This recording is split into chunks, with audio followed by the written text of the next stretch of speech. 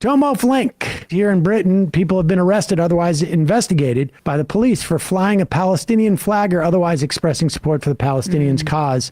The government is reportedly considering using anti-terrorism legislation to prosecute people who publicly display a Palestinian flag. It's just bizarre to me. It's insane. That level of of repression is just bizarre to me. Is that what free speech is? Also, Emma, I hope you've been doing okay over the past week or so. Please don't feel the need to apologize or explain yourself.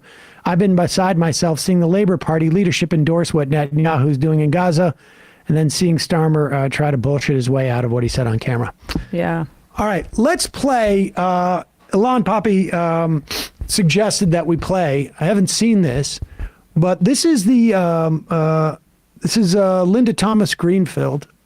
She is, this image isn't the first image of there, but Linda Thomas Greenfield, she's the U.S. ambassador to the UN. This is what she had to say in vetoing, I think it was Brazil, offered a resolution to call for a ceasefire. Basically, at that point, I mean, on both sides, Hamas has still been trying to some extent to fire rockets into Israel. They have had they fortunately no success in hitting any major population centers or killing any Israelis in that way. Israel, meanwhile, has been, I don't know how else to say it, like leveling Gaza. The UN's latest numbers suggest, and this was offered last week, but the UN's latest numbers suggest that 45% of the homes in Gaza have either been totally destroyed or seriously damaged in the past 2 weeks. Nearly half of all homes. So we're talking 5,000 dead, 2,000 children dead, and then half the population is homeless? Starving. It will be. I mean, half the probably more is or at least without as have had to be like internal refugees, as it were. There is a total shortage of water at this point, which is going to lead to all sorts of like second order type of diseases and deaths, particularly amongst children. I mean, half the population is under the age of 18. But here is the speech that Ilan Pappy wanted us to listen to of Linda Thomas Greenfield, try and understand why the U.S. was not only not calling for a ceasefire, but vetoing the UN's ability to do so in the Security Council. To the States. Thank you, Mr. President. Colleagues, as we meet, President Biden is in the region. His trip is a clear demonstration of the fact that the United States is actively engaging at the highest levels to secure the release of hostages, to prevent the conflict from spreading, to stress the need to protect civilian lives, to address the humanitarian crisis facing Palestinians in Gaza, and to demonstrate to the Israeli people that the United States stands with them in their time of sorrow and need. We are on the ground doing the hard work of diplomacy. And while we recognize Brazil's desire to move this text forward, we believe we need to let that diplomacy play out, especially when Secretary General Guterres, President Biden, Secretary Blinken, and regional actors are engaged in intensive dialogue on the very issues we are deliberating on today.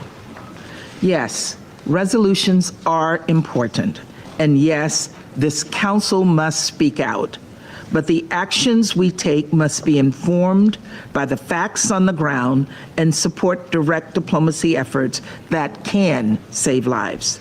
The Council needs to get this right.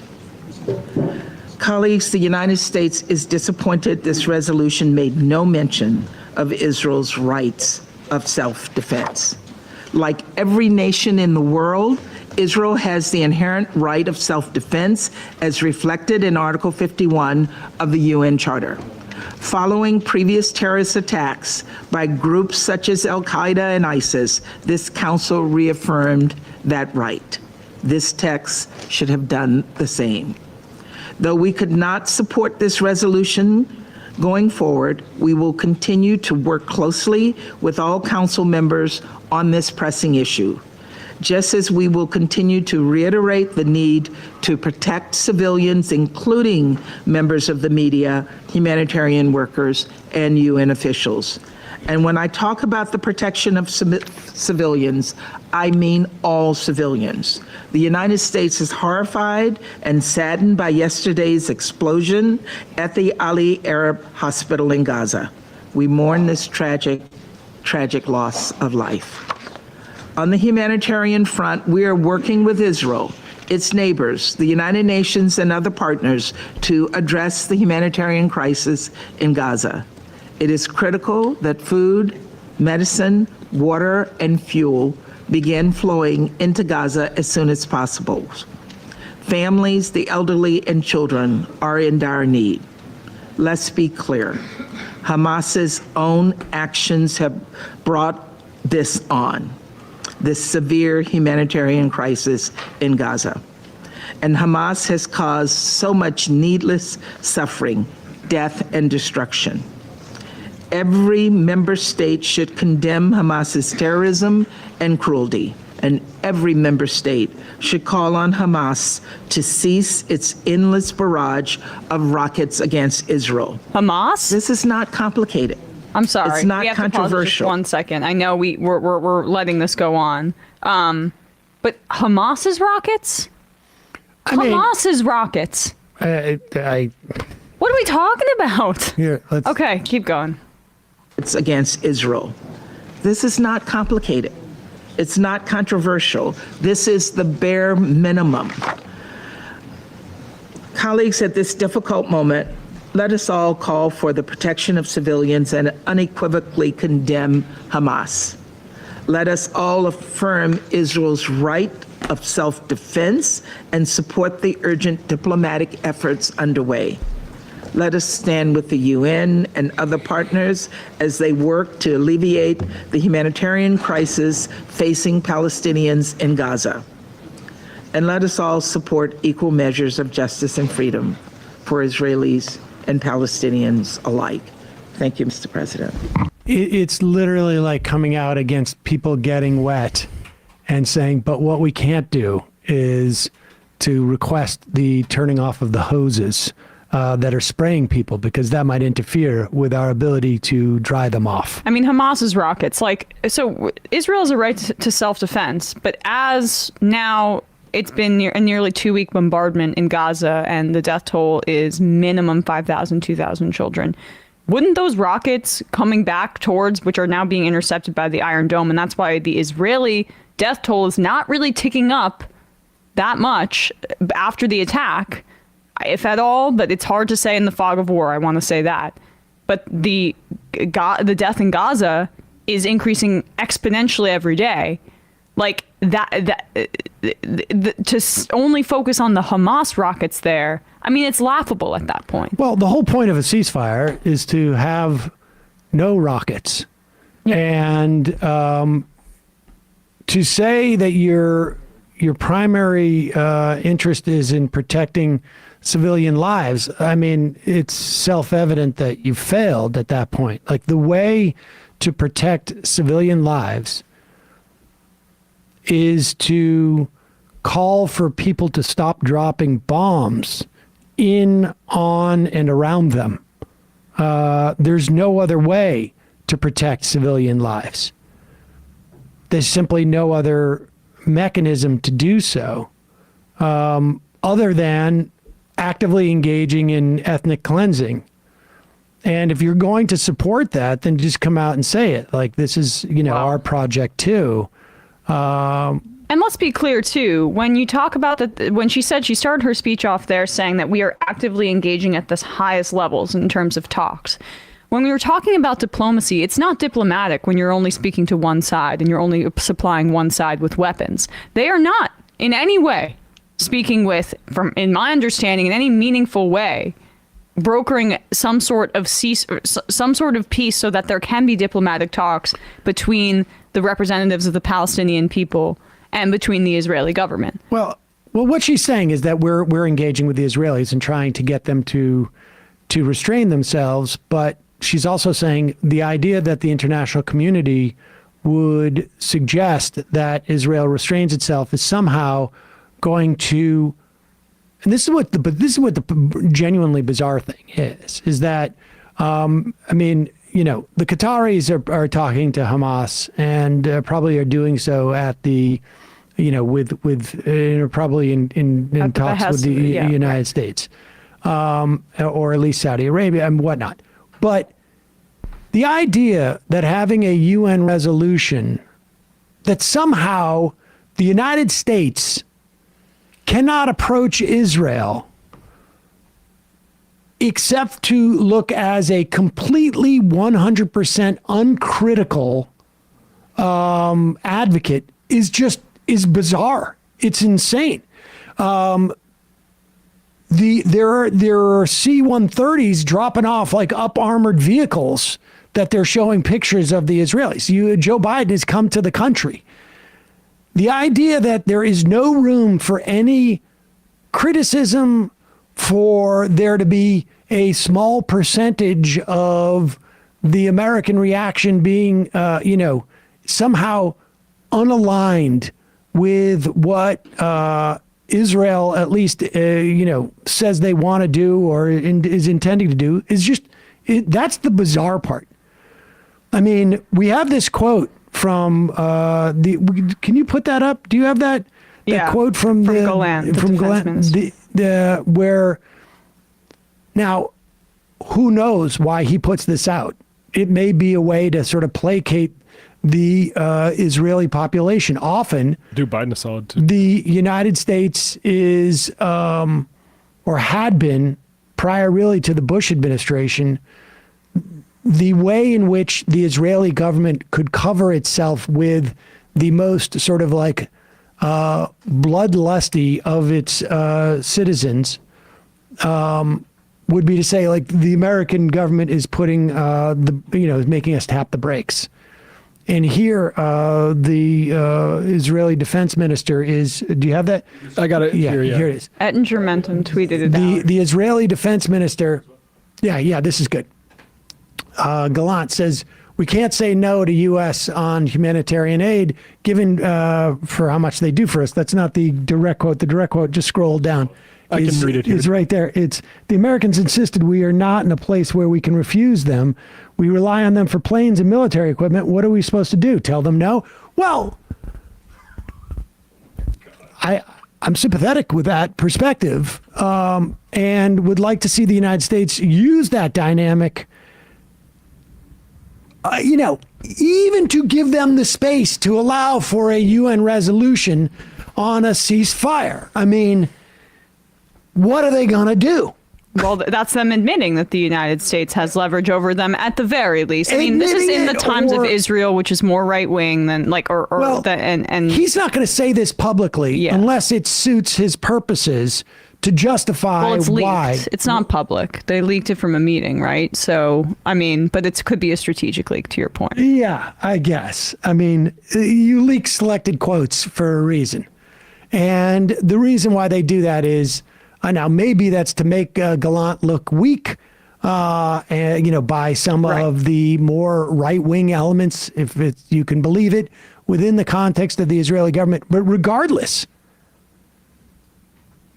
if of who put that out for what reasons, if the concept is there that the United States has the ability to restrain us, and we are not, that seems to be even more problematic.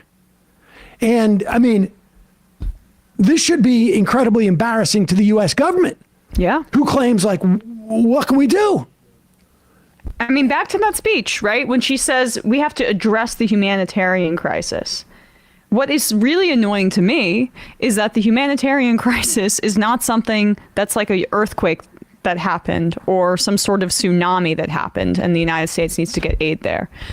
It's the result of the bombing that we're funding. There's a switch, essentially, that could be turned off. Right. To, at the very least, not continue and add to the humanitarian crisis. Israelis are victims of terrorism and Gazans are victims of the humanitarian crisis. One is an active choice made by terrorists. The other is the inevitability of a powerful state actor. What can we do? Look what Hamas made us do.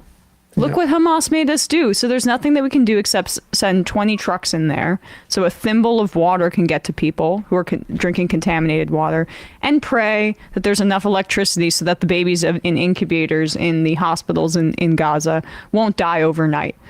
So no ceasefire, just, empty gestures of humanitarian aid. And a continued full throat. I mean, Biden must think that this has some bearing on his reelection chances, or maybe he's ideologically committed to this. I have no idea. Could be both. But public opinion is actually shifting quite quickly on this. Not sure how that translates to an election. There are different things, like polling in a vacuum is not going to change an election. It also has to be what people go to the polling booths for, or if they stay home. But there are a good amount of Muslim people in a state like Michigan that they may not vote for Trump, but they may not come to the polling booths when it comes time to vote in the presidential election, and they will not forget this moment. I guess this was on Friday. Some congressional members who called for Biden to call for a ceasefire gave a news conference. Ayanna Pressley, Summer Lee, Ilhan Omar. I don't know who else was there, but these three at the very least were there. And at one point, Ayanna Pressley is giving her remarks, and some reporter calls out to Ilhan Omar and asks why she doesn't want the Israelis to go after Hamas, who committed atrocities against Israelis. And this was her response. Tortured, killed their babies and children, and still have them hostage. Why don't you want the Israelis to go after the terrorists that did that? How many more killings is enough for you? Is it 1,000 more? 2,000 more? 3,000 more? How many more Palestinians would make you happy if they die? Will you be fine if all of the people of Gaza were gone? Would that make you happy? Would that be the thing that makes you proud? And maybe that's the question you should ask Richie. Is he okay? How many more Palestinian lives is he comfortable with? Because I am not comfortable with any more. Any other questions? This is the question must have been prefaced by remarks or something that Richie Torres from I'm not sure which district it is in New York represents, who has been about as bloodthirsty for Palestinian lives as one could imagine. Yeah, before this crisis, he was going after that valedictorian at one of the CUNY schools who spoke about Palestinian rights. Yeah, because that's a good use of time as a Johnson, Democratic member of Congress. Adam Johnson had a good piece on him. He represents the poorest district by a long shot in this country, and all he does is tweet about Israel all the time, including most recently like calling the Jewish Voices for Peace and those sorts of organizations like fringe, and he really wants to make sure that they're not seen as representative or legitimate. And Representative Omar, I think, had to leave at that point. The press briefing. She's a refugee. She was a refugee. Yes. She's both Muslim and then also somebody who is the victim of a crisis where she had to leave her home, and understood what that horror is. And there are going to be many Palestinian refugees, and those same forces who are saying, okay, it's fine for Gaza to be bombed to smithereens, are also saying, well, we can't take those Palestinians as refugees when they come to the United States. So, there are many layers of how this is personal for a lot of people in Congress. I know that those voices They prefer them to be marginalized. But that's why it's so important to have someone like Ilhan Omar there, because she understands what the pain of this is. There's another person, Josh Gottheimer, who Ryan Grimm reported that at a Dem meeting, this was on the 11th, Susan Wild said that she was working to organize interfaith gatherings, but worried that Muslims in the Lehigh Valley may not feel comfortable. And Josh Gottheimer shouted, because they're guilty. And like that Muslims in general. And like that sort of like rank bigotry, that's the sort of thing like we see a lot of policing of Ilhan Omar and Rashid Tlaib. They would never think that about Jewish people. They would never they would much less yell it out amidst a meeting of their caucus. And we've just moved on from it. Because well, they might have thought that about Jewish people 50 years ago with the dual loyalty thing, right? I mean, no, I'm talking specifically these representatives today. Now, but it is a very old trope for people who are speaking out for a minority group that they have dual loyalty. It's an anti-Semitic trope too, right? Yeah, well, it's just bigotry, and like we've just moved on from it. I think because Hakeem Jeffries shares some of that. Like the Democrats are on trial, in my opinion, right now about Islamophobia, and like that we haven't heard really any peep from that. Besides Ilhan, I think complained about it again recently. Like how is that allowed? Yeah, it's amazing. Gottheimer is just a horrible. And he took also being. Grimm also reported he took made a $15,000 purchase of Northrop Grumman stock in September. I mean, he is so odious, both in so many different ways. At least there's a certain consistency